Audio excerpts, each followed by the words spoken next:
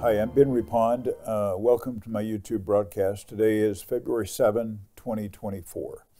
I want to cover a couple of things that happened last week. One of them was that Chairman Powell of the Federal Reserve met and they decided to leave interest rates unchanged.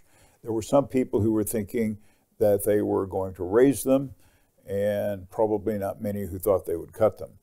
But his comments that followed their decision, the announcement of their decision, was that these aren't his exact words, but in the coming March meeting of the Federal Reserve, that he gave the indication that there is a low probability that they will be reducing rates, at least at that meeting. So that sent the market down about 1.5%.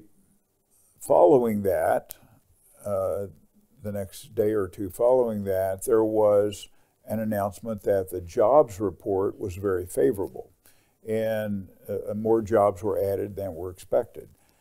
That contrasts with also announcements from various companies that they're laying off people. So it's a mixed message, but the market ended rallying at the end, and but my takeaway is that the bull market for about 3 months, November, December to January approximately, that the bull market for that period of time was in full effect through Friday. Now, having said that, I believe that there's a lot of indication that the market is kind of out of juice at this point, and it needs some kind of a correction before it can resume another upward trajectory. I do not expect a crash, but I do think that if you're as an investor, think about the fact that probably there is some kind of a correction in front of us. And from there, it's a little murky as to where it's going to end. But I would expect the year to end positively, and but for a short-term correction. So, okay, now let's get into the dashboards, and we'll look at what's going on in the market as of last Friday. So the first one is, this is the 6 major indexes and 1 bond index. So I focus primarily on the pink box. The yellow box in the middle of the chart is last week, and you can see what each of these indexes did last week. In the pink box, this gives us year to date. So here we are, early February, and we can see that what has been in favor is the NASDAQ 100 Technology Heavy Index up 4.7%, and the S&P 500 up 4%, and the Dow up 2%. The other 4 indexes are negative for the year. And the most notable of those are long-term government bonds, small cap, in Russell 2000 Small Cap Index, IWM, and the emerging markets, which are the weakest. On the far right, I give a green dot to indicate if they are above their 20, 50, 100, and 200-day moving averages, and all of them, except for a few instances, are. This takes the S&P 500, breaks it down into its component parts. It's 11 component parts. Sometimes these diverge a lot. So you may see the S&P or any index going, one direction up or down. But inside of that, the parts of it that, in this case, there are actually sectors, is in some cases like the Dow, there would be companies, or the NASDAQ, there would be companies. But inside the S&P 500, well, in the S&P 500, there's also companies, but there's also sectors which are ETFs unto themselves. So, as I said earlier, in the yellow box are the results for the past week. You can see the positive and negative. They're kind of all over the place.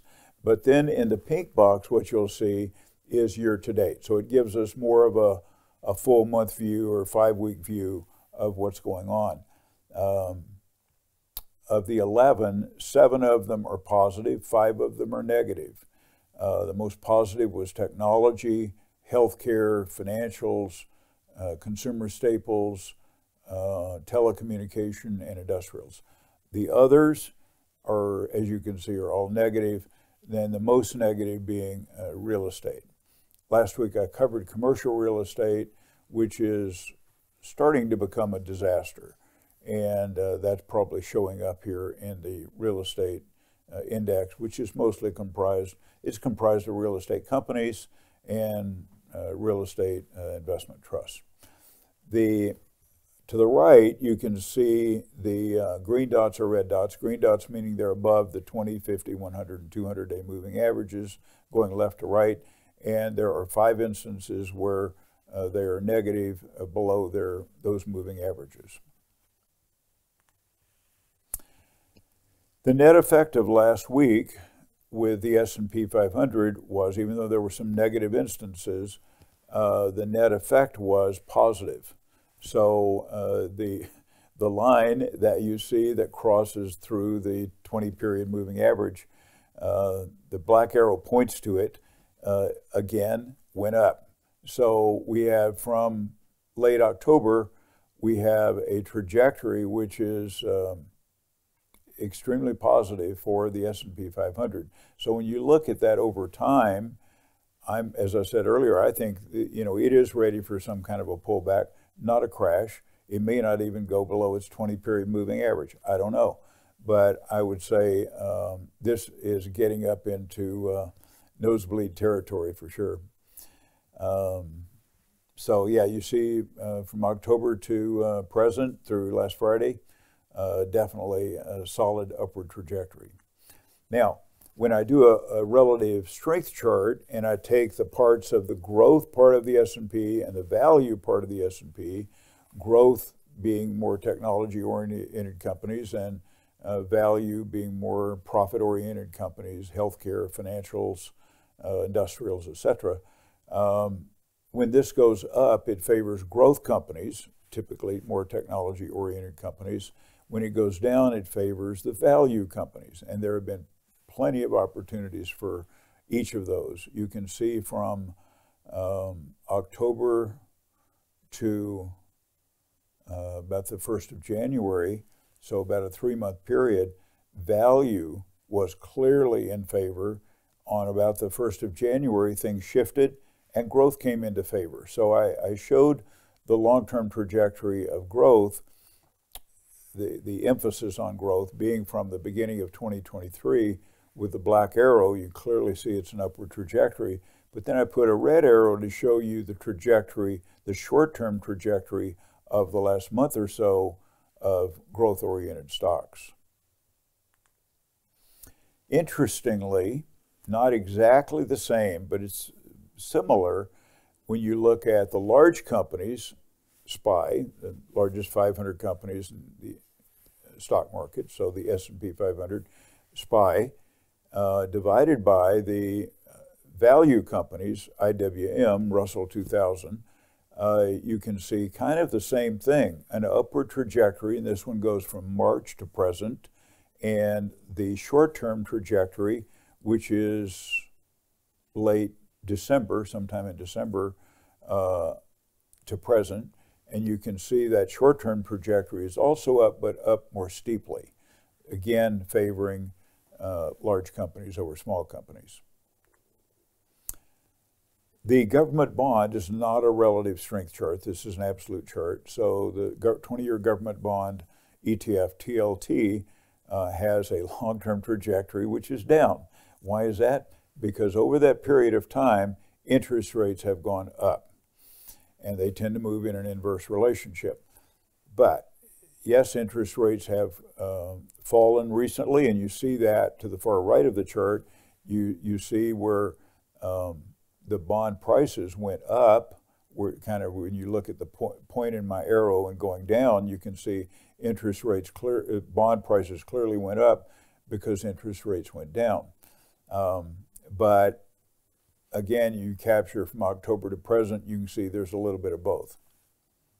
Long-term trajectory, bond prices are down. The dollar US dollar relative to other currencies because we're the reserve currency. So the dollar has had an upward trajectory, similar to the other charts I've shown, and more recently, in the last month or so, has also had an upward trajectory. But through all of its ups and downs, when you compare it over the last 30 months, it's definitely been an upward trajectory. This favors U.S. investment in foreign countries, but it discourages investment from foreign countries or foreign companies investing in the U.S. And for travelers who are traveling abroad and taking with them U.S. dollars, this favors those. Conversely, those people coming to the U.S., their dollars don't go as far. Gold, represented by the ETF GLD, again, long-term, intermediate term, has had an upward trajectory, and you can see that from the movement of the black arrow beginning in, say, October, November of a year ago in 2022 to present. Silver, which tends to be correlated and tends to move with gold, has not always done that. And so it has been struggling for a while, and it still has a longer term upward trajectory, but for the last year or so has been more in a sideways pattern. When I put the two together on a relative strength chart, silver being the numerator, gold being the denominator, you can see that this favors gold. Gold has performed better, GLD, has performed better than the ETF for silver, SLV. And I showed that going back to the beginning, or I guess late 2022 to present. You can see there's clearly a downward trajectory. Over time, these come and go. And when silver comes back into favor, it'll go the other way. But for now, for the last year or so, it has favored gold. Bitcoin continues to do well from, say, November of 2022 or even January of 2023 to present. Again, there's a lot of up and down movement, but the year plus period of time, that trajectory is upward. Volatility index, actually, even though, and this is an interesting paradox, is that interesting that the S&P went up for this past week. I showed you that. But the volatility index also went up. Now, when the volatility index goes up, that is a sign of increased risk. Excuse me. So when you see the S&P 500 going up, you're thinking that's not a period of increased equity risk. But yet this shows that the volatility index is now at 1385, signaling a higher period of risk entering the market. Then I put my arbitrary black line at 24, where I consider that to be a place where if the volatility index is moving up above 24, that is typically a period of more significant increased risk, and it's still quite a ways away from that. Asbury Research has 6 indicators. They call it the Asbury 6, and this is the chart of that. Last week there were 3 of them that were positive and 3 that were negative. And similar to the S&P 500 moving up, one of these moved over into the category of positive. So you got 4 positive indicators and 2 negative indicators, generally leaning toward, at least for right now, a positive direction of the market. The Asbury Cross-Asset Relative Performance chart or data shows one asset relative to another. These are always interesting to show where are things moving relative to asset classes or types of indexes. So stocks and bonds, what's in favor?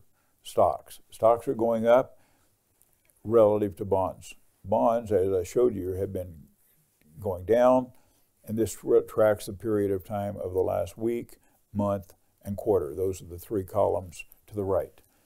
High beta, higher risk type stocks versus low beta, low volatility. High beta has done better. Large cap versus small cap, large cap clearly outperforming, and we had one specific chart on that.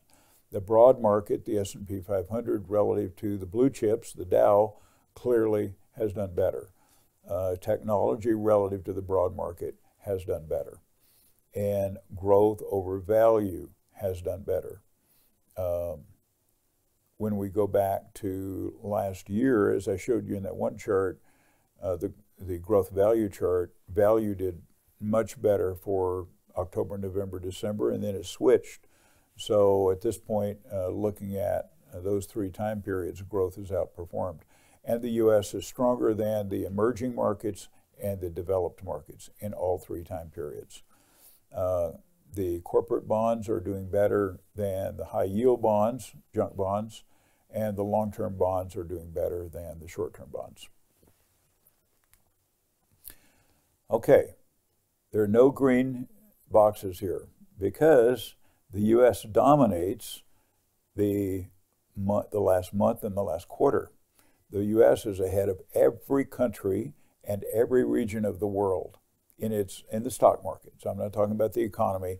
I'm talking about the stock market using the S&P 500 SPY as the surrogate. And however, when you look at the first column to the left, you see, it's actually, I guess, the third column, where you have the list of countries. That's the last week. Virtually all, not all, but virtually all countries outperformed the U.S. for the past week. But when we get to a little bit longer view, intermediate term view, it switches and the U.S. was more in favor. That's why I think it's good to look at those different time periods. I selected the last 3 weeks, I've selected France as because it's the best chart to illustrate this. The ETF is EWQ. When I look at a relative strength chart of the U.S. numerator versus EWQ France denominator, you can see from the black arrow the direction that the degree to which the U.S. represented by SPY is greater than France. Now we could say the Eurozone or pick the UK or Germany or Switzerland or somebody else, but I thought the most illustrative chart was that of France. So from, let's say, April or May of last year to present, clearly the S&P 500 is outperforming all countries, but I would say definitely outperforming those in Europe, and in this case, France. Gold and silver. So as of Friday, the spot price on gold was $20.41. That was up 1% from the previous week. Silver, as I showed you, actually had a down week, a slight down week, is $22.75 per ounce spot price, and down 0.4% from the previous Friday. That brings the gold-silver ratio up to almost 90-1. So clearly favoring silver as probably a better buy at this point. Even though silver is in a downward decline, when you get up in this range of 90-1, this is where those who are looking for a good price on silver relative to gold become more interested. The monster box of silver went down a little bit because of what I just showed you, and is $12,515 a box. And that is all in. That is the spot price plus the markup. The markup is, as of Friday, was $2.28, and the cost per ounce is $25.03. When looking at it from the perspective of a monster box, if you bring it down to a tube of 20, it's up 50 cents from that of $25.53. And this data was furnished by my son Preston, which is the price he sells it for, but it gives you a perspective of prices. So as you look to, if you shop that, you want to buy this, you can take those prices and look around, and it gives you a benchmark if you're looking for that. So, Eeyore's looking at this and thinking, what's he's so happy about? The stock market. Oh yeah, up, up, and away. Everybody's so happy. But when you read the newspaper, it doesn't look that way. And so when I read the news, I don't have a TV, so I read my news online. So when I read it, I think, I literally say to myself, you've got to be kidding me. I couldn't even make this up. It seems pretty crazy to me. But then when you look at the stock market, at least for the last 3 months, it's been, or even last year, kind of up, up, and away. A tale of two stories, I guess. So thank you for watching. If you have questions or comments, leave them in the comment section below.